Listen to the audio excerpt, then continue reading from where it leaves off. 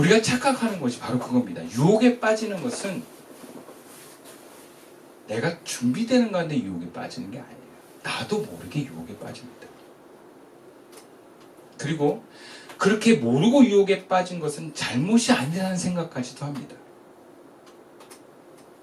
내가 모르고 유혹에 빠진 것이 내가 잘못인가? 그래서 하나님을 원망하기도 합니다. 근데 성경에 호세아 선지자는 유다 백성이 하나님을 몰라서 망했다고 얘기를 합니다. 그리고 이렇게까지 얘기합니다. 너희가 하나님을 모르는 것이 죄다. 신앙인들도 가끔 하나님을 모르는 가운데 하나님께 따지는 성도들의 모습도 있지만 주님은 우리가 알길 원하십니다. 그리고 알길 원하는 성도들에게 알려주신다고 말씀을 합니다. 위기가 와도 어려움이 와도 바르게 선택하고 유혹에 빠지지 않도록 생각나게 하시는 분이 하나님이신 줄로 믿습니다. 아멘. 여러분 생각이 나면 우리는 유혹에 빠지지 않을 수 있습니다. 만약에 베드로가 저 사람은 예수님과 함께 있었다라고 하는 질문이 처음에 들렸을 때 예수님의 말씀 네가 나를 3번 부인할 거야. 그때 그게 생각이 났으면 부인하지 않습니다. 최소한 도망갈 수는 있어요. 그 말씀이 생각이 났다면. 여러분 생각나는 게 은혜입니다.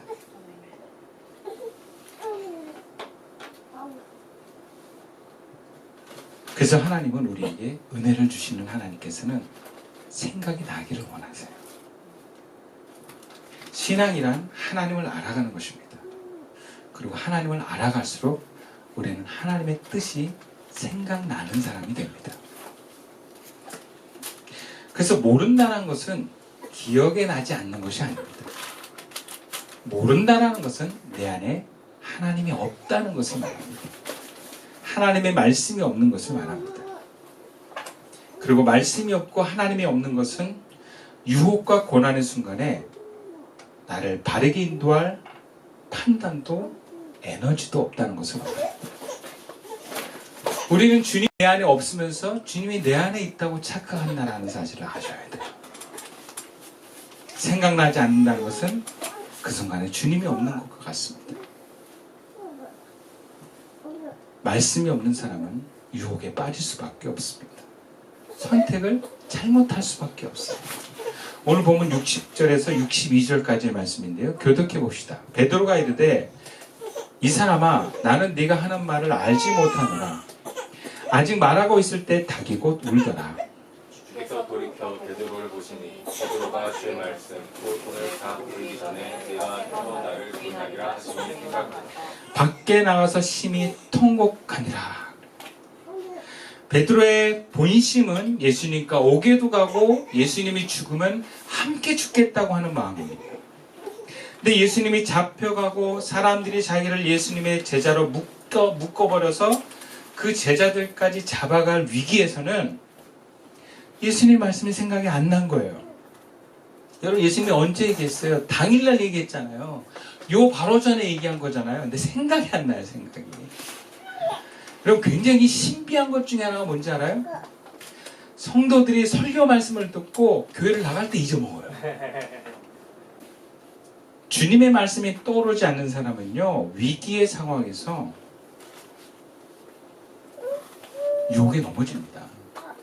선택의 상황에서 선택을 잘 못합니다. 잘못된 선택을 해요. 그래서 베드로가 사람들이 자신을 향해서 잡혀간 예수님과 일행이라고 지적하고 몰아붙이니까 그냥 모른다고 부인하는 거예요. 3번이나 부인을 합니다. 문제는 그런 위기 상황에서 예수님의 말씀이 생각나지 않는다는 게 문제입니다. 우리는 매사에 하나님의 뜻에 따라 선택하고 행동해야 된다는 것을 압니다. 근데 막상 어떤 위기의 순간에 그 알미 없어져 버립니다. 본능대로 말하고 행동합니다. 본능은요, 우리를 향해서 너 생존해야 된다고 얘기를 합니다. 위험하면 거짓말을 해서라도 그 위기에서 모면하라 그래요. 그런데 이게 본능이에요. 자녀들이 크면서요, 아주 자연스럽게 거짓말을 합니다. 본능이에요. 자기가 혼나지 않으려고 아주 자연스럽게 거짓말을 합니다. 본능은 생존하기 위해서 거짓말도 하라고 우리에게 얘기를 합니다. 말씀이 없는 사람은 본능을 이길 수가 없어요.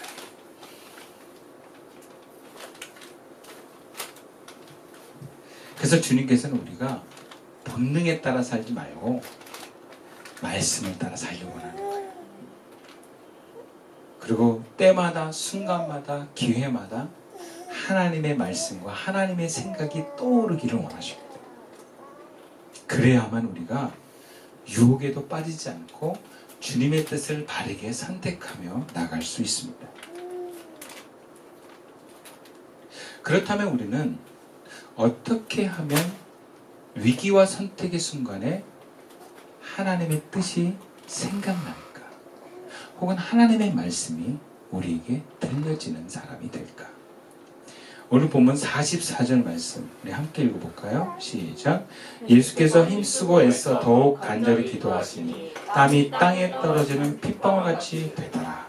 우리가 첫 번째 잊지 말아야 되는 것은 나에게 드러난 흔들림은 끝장을 봐야 됩니다. 예수님께서는 자신의 마음 안에 십자가의 길을 피하고 싶은 마음이 있음을 아셨어요. 근데 그 두려움 위에 하나님의 뜻이라는 가면까지도 있었습니다. 그래서 예수님은 그 마음이 뭔가 찜찜하셨음을 느끼셨을 것 같아요. 그래서 이게 하나님의 진정한 뜻인지 아닌지를 분별하기 위해서 기도하셨습니다. 중요한 건 끝까지 기도하셨더라. 이 표현을 본문에서는 땀방울이 핏방울이 되도록 기도했다라고 기록을 합니다. 그리고 이제 하나님의 뜻이 분명한 한 마음으로 정해졌기 때문에 십자가길을 가신 거예요. 아리까리한 가운데 가신 게 아니라 분명한 가운데 결단하시고 가신 겁니다. 그렇다면 이 아리까리한 이 한 마음이 없어질 때까지, 뭔가 평안함이 올 때까지 기도했다는 걸 말해요. 반면에 베드로는 예수님과 오게도 가고 죽을 마음도 있었지만 예수님을 모른다고 부인할 마음이 있다는 것을 예수님이 알려줬어요. 드러내게 하셨어요. 근데 이 마음이 있다라는 것을 들었음에도 알았음에도 방치해버립니다. 그냥 무의식에 다시 밀어넣었어요. 결국 위기의 상황에서는 의식이 아닌 무의식에 있던 배신의 마음이 올라와서 나의 중심을 차지하고 말과 행동을 사로잡아 버립니다. 이게 유혹에 빠진 거예요. 여러분, 유혹에 빠지는 건 의식이 우리를 흔들었기 때문이 아니라 내가 밀어놓고 무시했던 마음이 올라와서 나를 사로잡는 거예요. 그래서 여러분, 우리는 나를 장담해서는 안 돼요. 내 마음 먹은 대로 안 됩니다. 마음을 먹어도 내가 밀어놨던 무의식의 마음이 오히려 더 나를 사로잡기 때문에 그래요. 바울의 고백처럼 우리는 곤고한 사람입니다. 우리가 그렇게 강하지 않아요. 내 의지와 결단대로 행동할 수 없는 사람이에요. 그래서 주님은 우리가 내 주님의 뜻에 방해하는 마음이 있는 것을 드러내게 하세요. 기도하면 그게 드러나요. 그리고 그거를 제거하라고 말씀하는 거예요. 창세기 32장에 보면 야곱이 이제 형에게 돌아갑니다. 가족들과 큰 재산을 가지고 돌아가는데 형이 400명의 군대를 이끌고 자기를 맞으러 온다는 얘기가 들어요. 그때 엄청난 두려움이 휩싸입니다. 난 죽겠구나. 그래서 인간적인 지혜와 이해로 형을, 마음을 뭔가 이렇게 진정시킬 행동들을 합니다. 재물을 보내고, 그래서 이거 다 당신 겁니다 라고 얘기하고, 심지어 자식들도 보냅니다. 죽이려면 죽이십시오. 우리는 항복합니다. 그런데도 두려움이 마음이 해결되지 않습니다. 그때 야곱이 혼자 남아서 야복나루 강가에서 기도합니다. 그걸 천사와 씨름했다는 표였어요. 근데 그냥 한 번의 기도로 끝나지 않습니다. 끝장을 보는 기도를 합니다. 기도하다가 천사가 환도뼈를 부러뜨는데도 놓지 않습니다. 포기하지 않습니다. 형이 나를 죽일 것 같은 두려움이 사라지지 않는 한 난 놓칠 수 없다라는 표현을 합니다.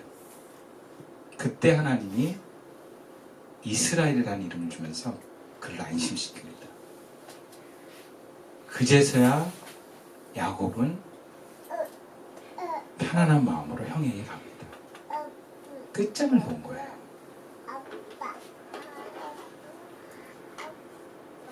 바로 우리에게 이런 집요함이 필요합니다. 문제가 드러나면 그 문제를 놓고 끝장을 본 마음으로 나가셔야 돼요. 적어도 행동이 움직일 때까지 기도를 포기하면 안 됩니다. 주님이 내 안에서 혹은 무의식에 숨어있던 어떤 모습을 드러나게 하실 때는 너 이제 이거 해결하라고 하는 거예요. 베드로라면 예수님이 알려준 그 문제를 놓고 기도했어야 됐습니다. 그 문제를 알려주고 감람산에 같이 기도하러 갔는데도 베드로는 그 문제를 가지고 기도하지 않았어요. 그 문제는 묻어버렸어요.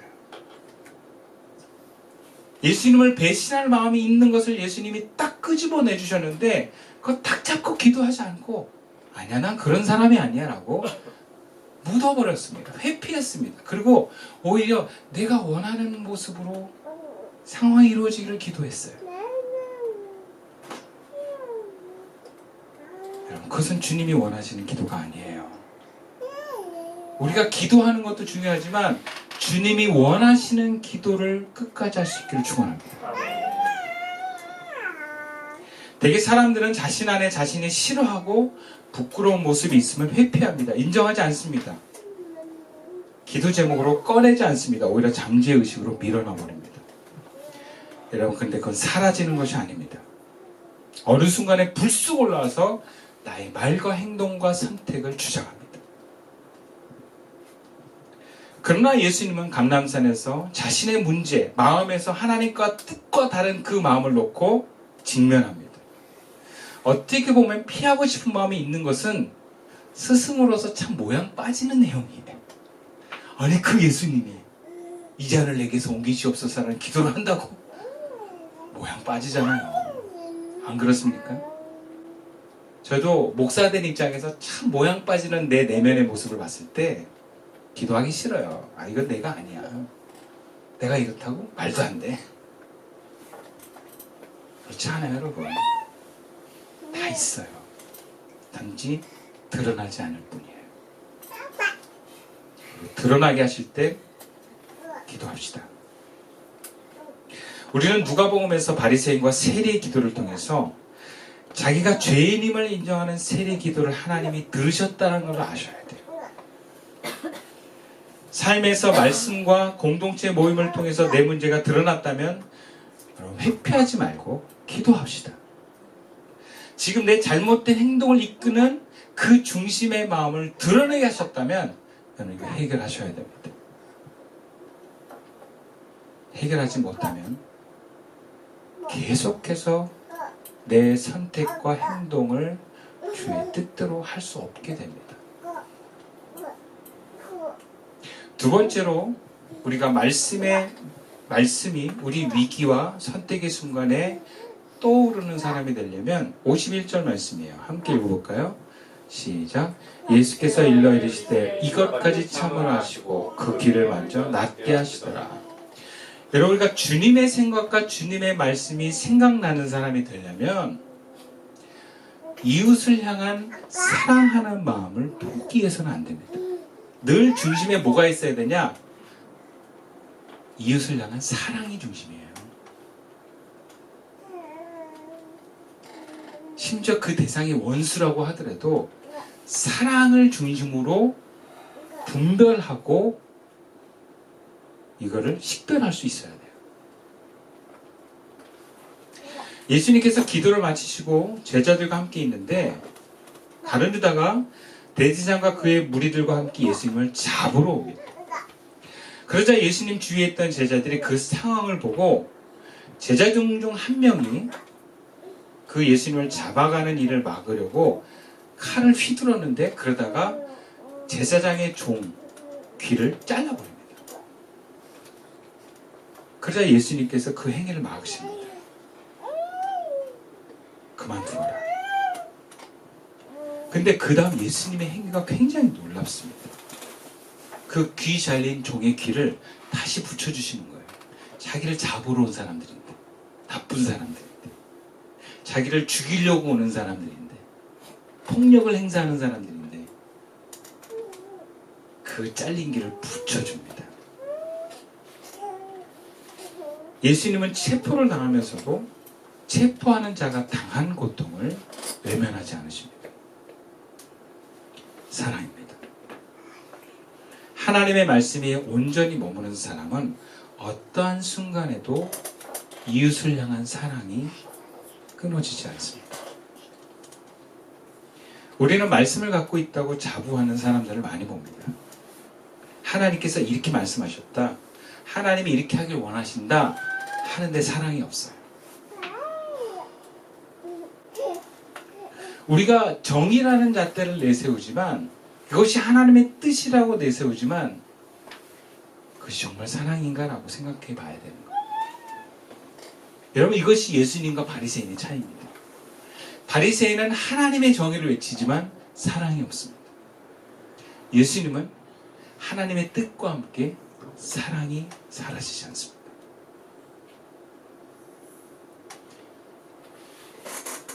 하나님은 사랑이십니다. 하나님이 우리에게 말씀을 생각나게 하는 것도 사랑의 연장선에서 생각나게 하는 거예요. 그래서 말씀 안에 계실 때 사랑도 함께 있습니다. 요한복음 시대에는 사랑이 많은 사람은 어려움에 처한 이웃을 외면하지 않습니다. 물질로 돕습니다. 그것이 사랑입니다. 바울 사도도 여러 성령의 기적과 예언과 방언이 많은 은사가 있었던 고린도 교회를 향해서 이런 얘기를 해요. 너희들이 어려움에 처해 있는 예루살렘을 돕지 않고 있다. 그러니까 고린도 교회만 헌금을 하지 않고 있었어요. 그때 바울의 얘기가 그래요. 너희들이 방언하고 예언하는 거 그거 울리는 꽹과리 같은 거야. 사랑이 없어? 너희들 이 모든 은사 아무것도 아니야. 사랑은 구체적으로 예루살렘 교회를 위해서 헌금하는 거라고까지 얘기를 합니다. 사랑은 물질과 에너지와 시간을 내어주는 것만큼 사랑입니다. 말씀이 없을 때 여러분 내 마음에 내 행동에 사랑이 있는가를 우리가 분별해 봐야 돼요. 왜 사랑이 없는가? 왜 말씀이 없는가? 들여다봐야 돼요. 사랑이 없는 사람은 위기와 선택의 순간에 말씀이 없습니다. 우리가 사랑을 잃어버리면 말씀도 자신의 이기심과 불의에 사용될 수밖에 없습니다. 사랑이 중심이 없는 사람은 하나님의 말씀도 얼마든지 자기를 위해서 거짓으로 듣고 행동하게 됩니다.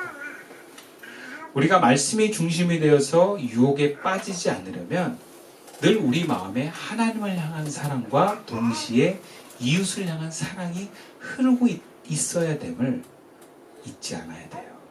그것을 확인하면서 우리가 그 선택과 그 상황을 바라볼 수 있어야 됩니다.